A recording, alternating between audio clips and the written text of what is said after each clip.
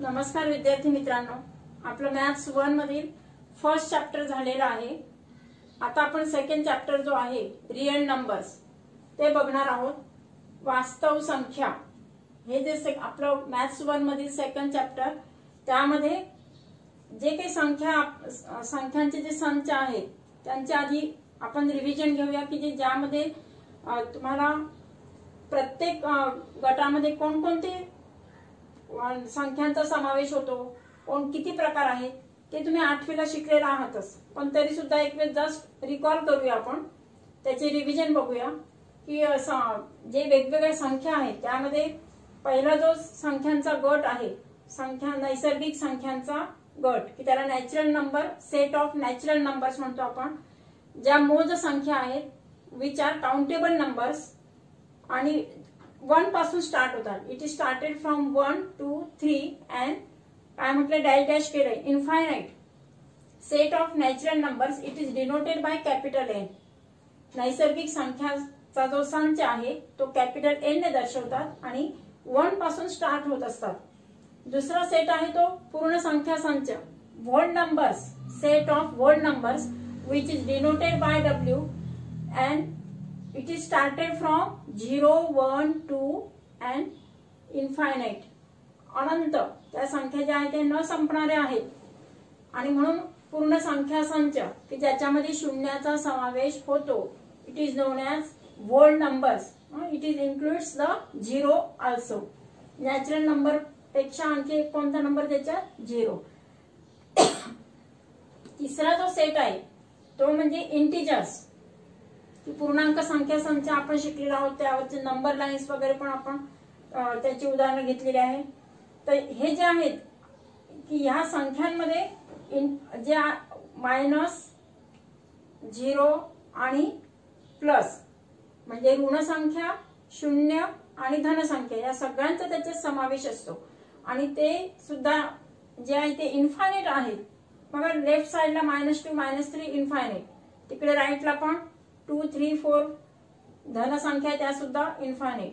हा जो set of numbers आहे which includes negative, positive as well as 0 also, it is known as the set of integers and it is denoted by I. पूर्णांक संख्या संच तो आपण I ने दर्शवित असतो। पुढचा जो आहे सेट तो आहे रॅशनल नंबर्सचा, की जो आपण याच्या अगोदर रॅशनल नंबर्स त्याचे वेगवेगळ्या त्यांच्यावरच्या ज्या क्रिया आहेत त्या पण आपण बघितलेल्या आहेत। त्या सेटमध्ये त्याला परिमेय संख्या संच की जे P/Q या फॉर्मॅटमध्ये असतात। It is in the form of fraction, numerator and denominator, आणि डिनॉमिनेटर नेव्हर बी 0। जो छेद असतो तो कधी शून्य नसतो आणि म्हणून इथे कंडिशन आहे की Q is not equal to 0। If P/Q is the rational number then Q is not equal to 0। Rational number is denoted by Q। परिमेय संख्यांचा संच की जो अपूर्णांकांच्या स्वरूपात असतो, अंश आणि छेद या स्वरूपात आपण लिहित असतो तो, आणि प्रत्येक पूर्ण संख्या ही अपूर्णांकाच्या स्वरूपात लिहू शकतो। जसं 2 3 4 ही संख्या पूर्णांक संख्या आहे, परंतु 2 ला लिहिताना 2.1 झाला की तो P आणि P/Q च्या फॉर्म मध्ये, that is it is rational number. म्हणजे आपण प्रत्येक पूर्ण संख्याला रॅशनल नंबर मध्ये लिहू शकतो। We can write it in the form of P/Q। Q is rational नंबरचा set. R is set of real numbers, की जो आपण आता शिकणार आहोत, जो आपला प्रकरणाचा महत्वाचा भाग आहे, वास्तव संख्या, real numbers, set of real numbers, की यामध्ये जे आहेत वास्तव संख्यांचा संच, set of all real numbers, तो आता बघा कशाचा सबसेट आहे आणि त्यावरून लक्षात येईल की पहा N is subset of W. N हा कशाचा उपसंच आहे? डब्ल्यू म्हणजेच whole numbers. Natural number is subset of whole numbers, whole number is subset of integers, integer is subset of rational number and rational number is subset of real numbers. म्हणजे सगळ्यात मोठा संच कोणता आलाय बघा? रियल नंबर्स, की जो आपण आता वास्तव संख्या संच, वास्तव संख्यांचा आपण अभ्यास आणि त्यांच्यावरच्या क्रियांचा आपण अभ्यास करणार आहोत।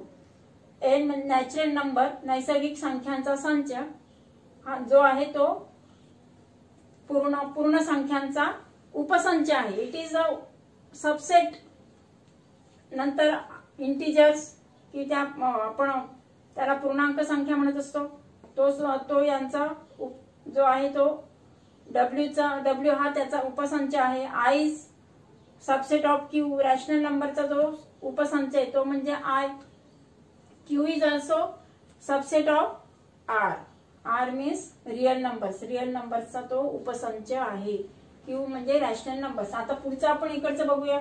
यामध्ये ऑर्डर इन रॅशनल नंबर्स तर कसं बघायचंय त्याचं पण जस्ट रिव्हिजन बघूया. परिमेय संख्यांमधील क्रमसंबंध.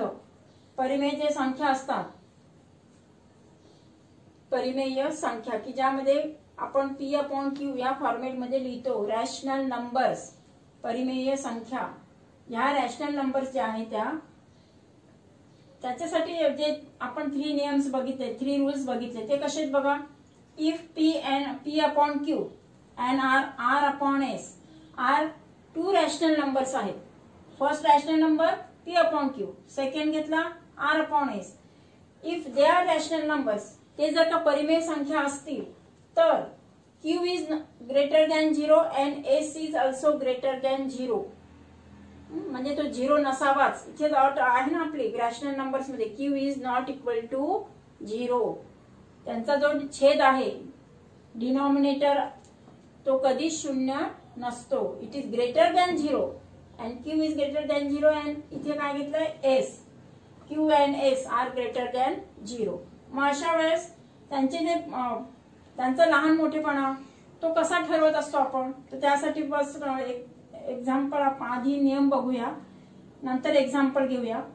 इथे तिरपा गुणाकार केला, इथला अंश आणि हा छेद, इथे अंश आणि छेद, न्यूमरेटर इंटू डिनॉमिनेटर, आणि दुसऱ्या साईडला सेकंडचा न्यूमरेटर आणि फर्स्टचा डिनॉमिनेटर, असं यांचा आपण तिरपा गुणाकार घेणार आहोत. We take cross multiplication. कसं बघा, पी इंटू एस हा जो प्रॉडक्ट आहे आणि आर इंटू क्यू किंवा क्यू इंटू आर असं म्हटलं तरी त्यांचा तोच अर्थ होतो. देन त्यांचं प्रॉडक्ट दोघांचं जर का सेम असेल, P into S is equal to Q into R, then both the fractions किंवा both the rational numbers are equal. They are of equal values. P upon Q is equal to R upon S. दोन्ही fractions, दोन्ही numbers are equal असतात. Rational numbers are equal. दोन्ही परिमेय संख्या समान आहेत. जर त्यांचा प्रॉडक्ट लेस दॅन असेल तर फर्स्ट आणि यांचा पी इंटू एस इज हा प्रॉडक्ट क्यू आणि आर यांच्या प्रॉडक्ट पेक्षा लेस असेल, यांचा गुणाकार आणि क्यू आर यांचा गुणाकार, या दोघांची जर का तुलना केली, if we comparing and if it is less, then left साइडचा कोणता फ्रॅक्शन आहे, P upon Q, it is less. If it is greater, P into S is greater, तो जर का मोठा असेल तर किंवा इंटू आर पेक्षा, तर P upon Q is greater than R upon S. म्हणजे अशा पद्धतीने त्यांचा जो लहान मोठेपणा दोघांमध्ये जर आपण कम्पेअर करायचं असेल, if we want to comparison with the 2 rational numbers, मग त्यासाठी आपण त्यांचा तिरपा गुणाकार करून तो जर का तो प्रॉडक्ट जर का इक्वल असेल तर दोन्ही इक्वल असतील. लेफ्ट साइड जर का याची लेस असेल तर तो लेफ्ट साइडचा फ्रॅक्शन असेल तो लहान असणार. इफ इट इज ग्रेटर, तो जर मोठा असेल तर तो मोठा असणार. त्यासाठी आपण एक्झाम्पल घेऊया. For example 1/5 and 2/3 both are rational numbers. 2 rational number घेतले आपण, की ह्या दोन्ही परिमेय संख्या आहेत.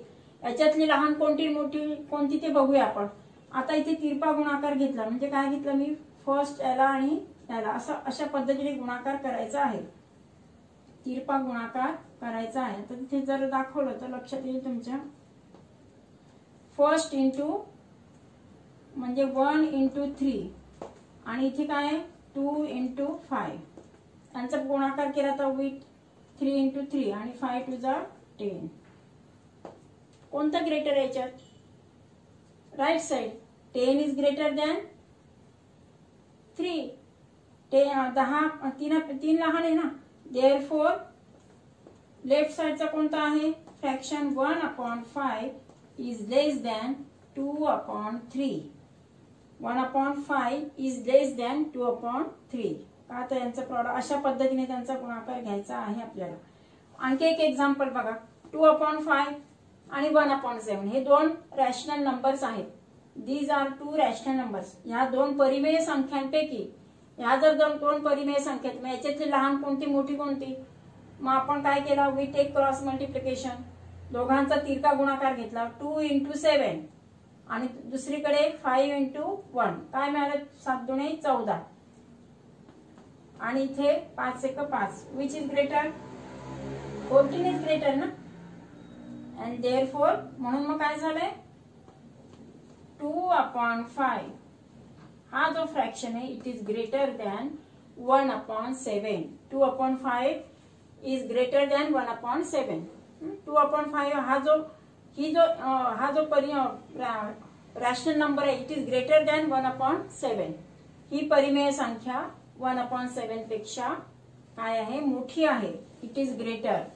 आणखी तिसऱ्या नियमसाठी हा जो पहिला नियम आहे त्याच्यासाठी पहा 1/2 and 2/4 असे दोन रॅशनल नंबर्स आहेत. त्यामध्ये 1 × 4 केला आणि इकडे 2 × 2 किती झाले? 1 × 4 4. लेफ्ट साइडला किती आले? 4 आले आणि 2 × किती झाले? 4. Both sides are equal. Left साइडचं प्रॉडक्ट पण 4 आहे, राईटचा पण गुणाकार आहे तो 4 आहे. दोन्ही साइड कसे आहेत? इक्वल आहे. Therefore both the fractions are equal. म्हणजे हे जे तुमचे फॉर्म्युले, हे जे नियम्स आहेत, या फॉर्म्युल्यावरून तुम्ही रॅशनल नंबर्सचा त्यांचा लहान मोठेपणा ठरवू शकता. आता रॅशनल नंबरचे आपण गुणधर्म बघणार आहोत. परिमेय संख्यांचे गुणधर्म, प्रॉपर्टीज ऑफ रॅशनल नंबर्स, जे तुमचं अगोदर झालेलं आहे. आणि दोन्ही बेरीज आणि गुणाकार दोन्ही क्रियांसाठी त्यांचे प्रॉपर्टीज बघणार आहोत. We see the properties of rational numbers for addition as well as for multiplication. दोन्ही क्रियांसाठी त्यांचे आपण प्रॉपर्टीज, त्यांचे गुणधर्म बघणार आहोत. तर हे जे आहे की समजा ABC, suppose if A, B and C are rational numbers, then these properties are applicable for these rational numbers. ABC जर का परिमेय संख्या असतील तर ह्या आपल्याला 4 प्रॉपर्टीज बघायच्या आहेत. त्या कशात बघा. फर्स्ट याच्यामध्ये पहिली प्रॉपर्टी ती आहे कम्युटेटिव्ह प्रॉपर्टी. कम्युनिकेशन जसं असतं त्या पद्धतीने इथे एकमेकांमध्ये क्रमनिरपेक्षता असतं. म्हणजे क्रमनिरपेक्षता याचा अर्थ त्यांचा क्रम जरी मागे पुढे झालेला असेल, फर्स्टला सेकंडचा फर्स्ट घेतला तरी सुद्धा त्यांच्या व्हॅल्यू मध्ये काही फरक पडत नाही. त्यांची व्हॅल्यू आहे तीच राहणार. Commutative property, if the value of both rational numbers is same when we change their, त्यांचा जो नंबर आहे when we change their position of the number. ह्या इथे पहा बरं काय, अगोदर काय घेतलंय, A + B घेतलंय. फर्स्ट A घेतला, नंतर सेकंड B, यांची ऍडिशन केली. किंवा B अगोदर घेतला आणि A नंतर घेतला, B + A both are equal, त्यांची ऍडिशन असणार ती इक्वल असणार. तोच गुणधर्म गुणाकारासाठी लागू पडतो. That property is also applicable for multiplication. A × B that is equal to B × A. A multiplied by B, this product is equal to B multiplied by A. दोघांचा जो गुणाकार आहे तो सारखा असतो. म्हणजे ही झाली कम्युटेटिव्ह प्रॉपर्टी. त्यासाठी पण आपण एक एक्झाम्पल घेऊया. A + B, दोन जे आहेत A आणि B असे दोन रॅशनल नंबर घेऊया. A आहे 1/2 आणि B घेतला 5/3. हे जर रॅशनल नंबर घेतलं तर काय झालं पहा, दोघांची ऍडिशन घेते मी. फर्स्ट कोणता नंबर घेतला, 1/2, सेकंड 5/3 इज इक्वल टू, अगोदर इथे 5/3 फर्स्ट घेतला आणि 1/2 नंतर घेतला. जसं इथे B फर्स्ट आणि A, त्यांची मांडणी त्याच पद्धतीने केली. A + B equal to B + A. अशा पद्धतीने जर सॉल्व्ह केलं तर पहा इथे काय, तिरकस गुणाकार केल्यानंतर 3 × 3, 5 × 2 = 10. 3 + 10 अपॉन 2 × 3 किती झाले, 3 6. म्हणजे याचं प्रॉडक्ट किती आलंय, 13/6. नंतर याचं पण सॉल्व जर केलं, याचंही आपण after solving we get 5 to the 10 plus 1 into 3 10 plus 3 we get 13/6. आहे का त्यांची व्हॅल्यू मध्ये काही बदल आहे? नाही, no change, they are equal.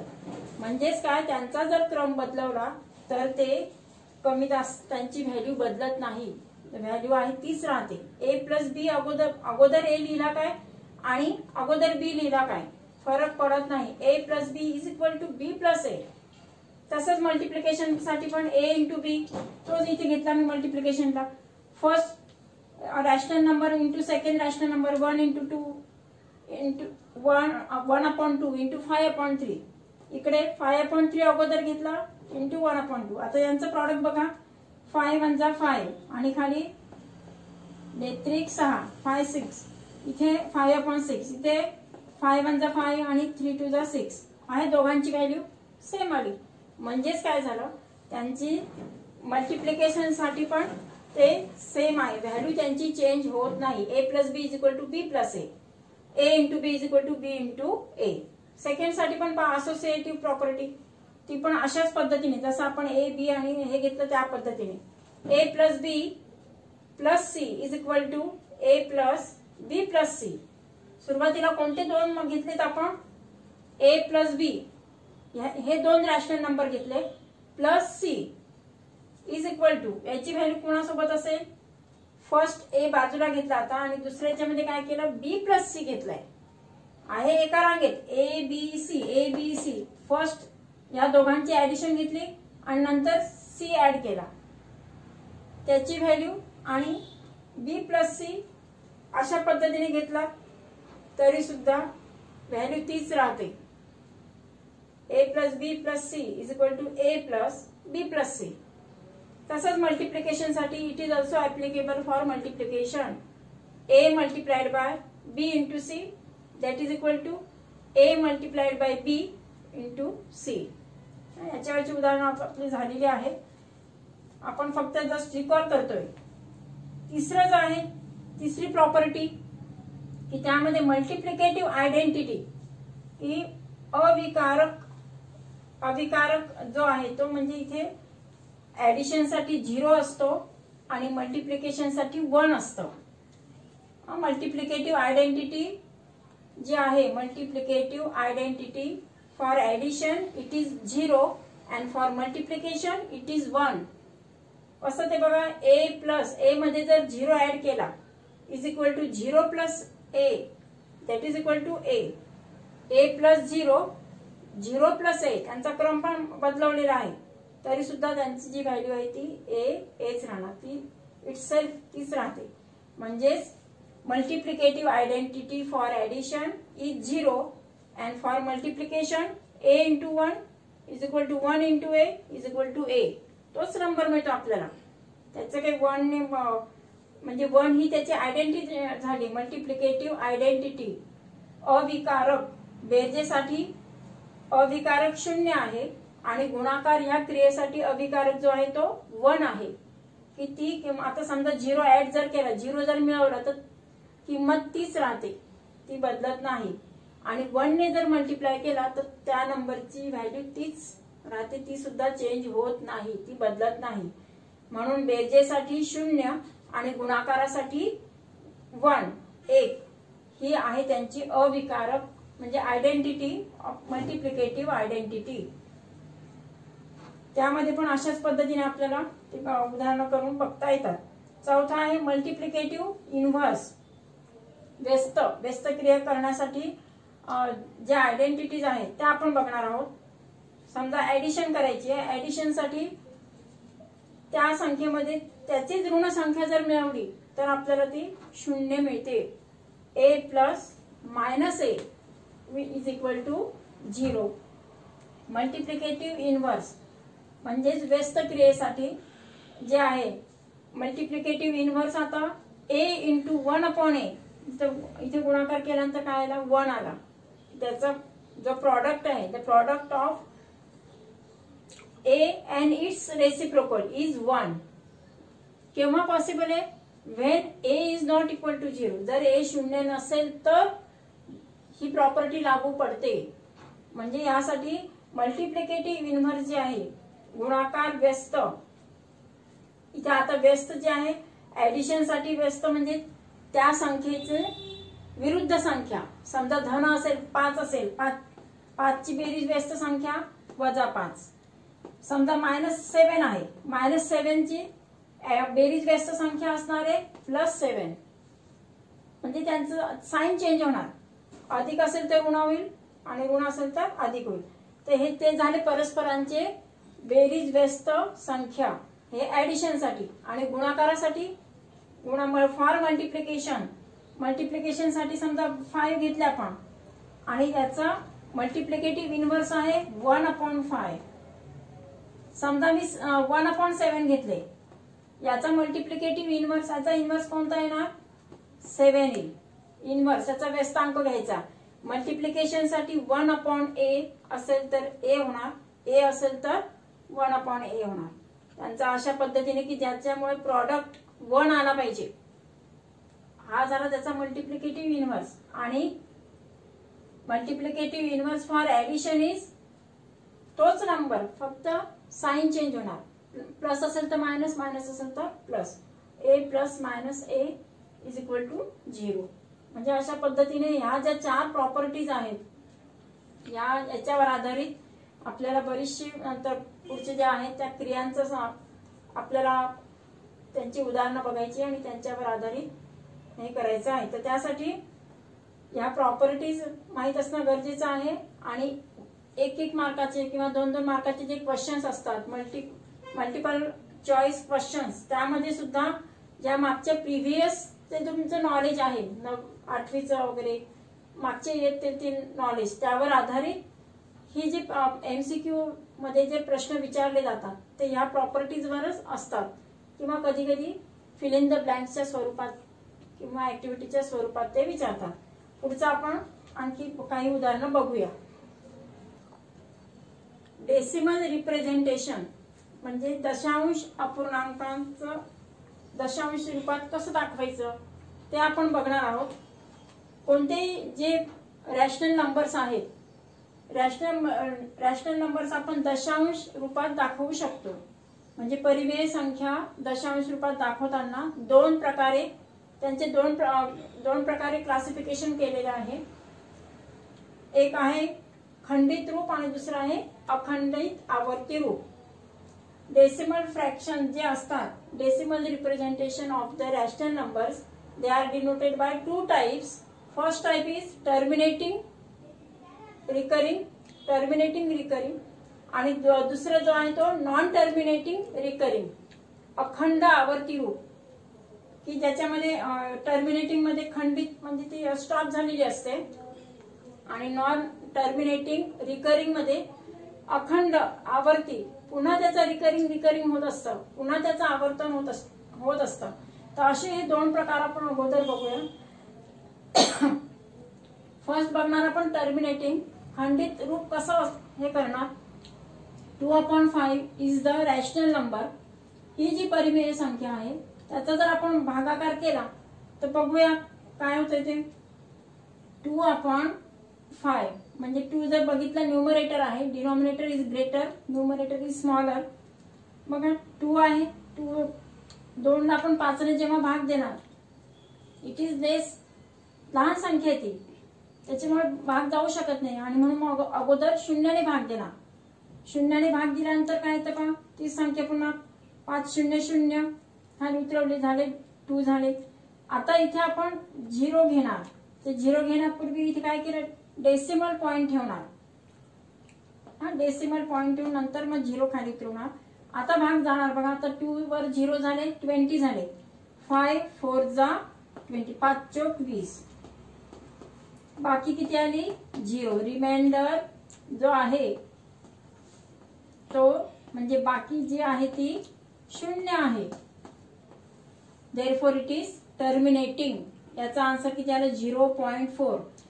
This is fractional form, this is decimal form. हे दशांश अपूर्णांक आहे, तो दशांश चिन्हाचा वापर केला, डेसिमल पॉइंटचा वापर केलाय. इथे it is in the fraction form.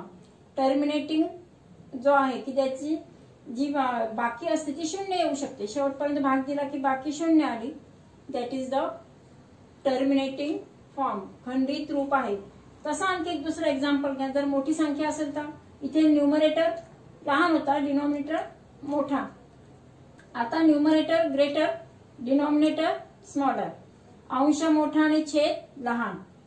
यांचा जेव्हा भागाकार करायचा असेल तेव्हा पहा 101 भागिले 8 घेताना अगोदर एक आहे, नाही भाग जाऊ शकत म्हणून आणखी एक शून्य घेतला, झाले 10. 8 1 8, 10 वजा 8 किती झाले? 10 - 8 वी गेट 2. आता 2 घेतल्यानंतर पुन्हा 1 खाली उतरवलं, किती झाले? 8 दुणे 16. इथले डिजिट संपले आणि काय शिल्लक राहिलंय? 5 शिल्लक राहिला. आता डिजिट संपले म्हणून आपण काय केलंय? पुन्हा खाली 0 घेणार आहोत, म्हणून त्याच्या अगोदर काय केलं? डेसिमल पॉइंट ठेवला आणि मग भाग दिला. 8 सखम 48, 50 - 48 वी गेट 2. म्हणजे बाकी आहे अजून, रिमाइंडर इज ऑल्सो आहे, म्हणजे आहेच. मग तरी आणखी आपण घेऊया 0, आणखी एक 0 घेतला, किती झाले? 8 दुणे 16.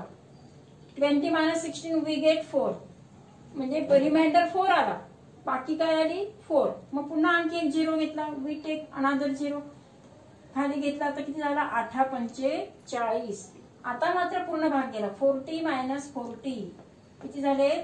0 0. त्याची बाकी 0. म्हणजे काही काही जे आहे ते डेसिमल नंतर बरेच वेळा त्याचा भाग द्यावा लागतो, बराच मोठा भागाकार येतो.